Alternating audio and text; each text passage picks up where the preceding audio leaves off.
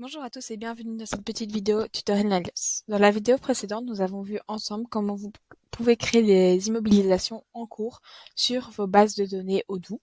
Le but de cette vidéo est de voir comment vous pouvez importer les immobilisations en cours dans Odoo afin de gagner du temps quand vous avez par exemple des centaines d'immobilisations en cours sur votre ancien système pour pouvoir les créer dans Odoo. Donc pour ce faire, on va devoir créer un petit modèle d'import que je vais mettre sur l'écran juste ici et on va voir ensemble les différents champs qu'il faut importer.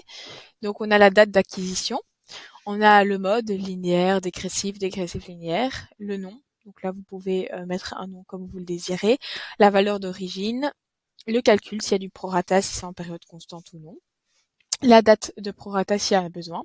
Ici je n'ai pas de prorata donc c'est pas nécessaire. La société, si vous êtes en multi-société, vous devez dire sur quelle société vous importez. Le montant importé déjà déprécié, donc ici je suis sur un PC qui a été acheté en 2023, il était à 4 000 €, donc il y a déjà 1 000 € qui ont été dépréciés étant donné que je suis en linéaire sans prorata. Alors ici j'ai mes comptes comptables qui vont être impactés. Ensuite j'ai la durée, et si c'est en année ou en mois. Donc une fois que vous avez encodé ces différentes données dans votre petit Excel, vous pouvez le sauver, voilà. Et ensuite, vous allez vous rendre dans la comptabilité dans Odoo. Ensuite, vous allez aller dans comptabilité et là, vous allez aller dans actifs. Et ici, vous allez aller sur la petite roulotte et vous allez mettre importer des enregistrements.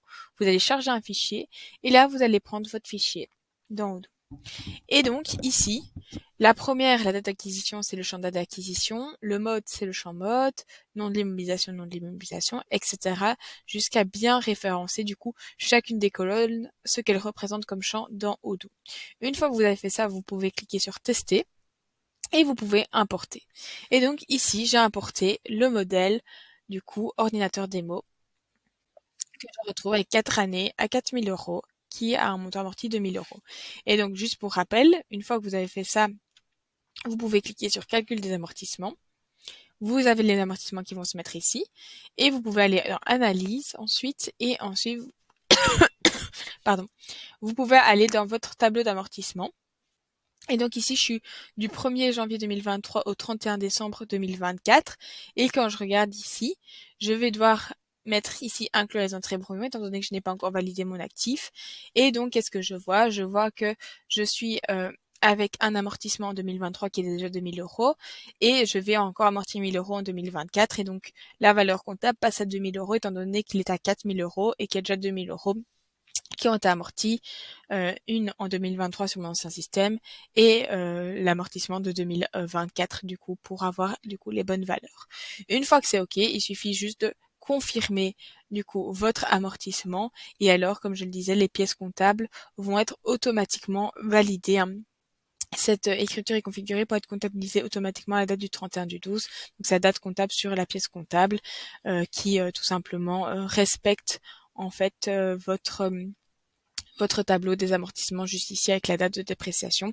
Et donc une fois que c'est lancé, vous ne devez même plus vous en soucier, ça va se faire automatiquement dans Odoo. Donc il faut juste vérifier une fois que l'import est fait dans votre tableau des amortissements si tout est correct, si les pièces comptables avec les écritures comptables sont correctes et si c'est le cas, après vous pouvez valider. Donc, si vous en avez plusieurs embrouillons, vous pouvez sectionner en masse et faire calcul des amortissements. Et une fois que le calcul des amortissements est bon, vous avez vérifié votre tableau des amortissements, tout est ok. Vous pouvez confirmer du coup vos actifs et comme ça, en quelques clics, vous avez fait toute une série d'actifs dans Odoo. Pardon, en gagnant beaucoup de temps du coup pour le démarrage de votre comptabilité dans Odoo. J'espère que cette petite vidéo vous aura été utile. Je vous souhaite une bonne journée.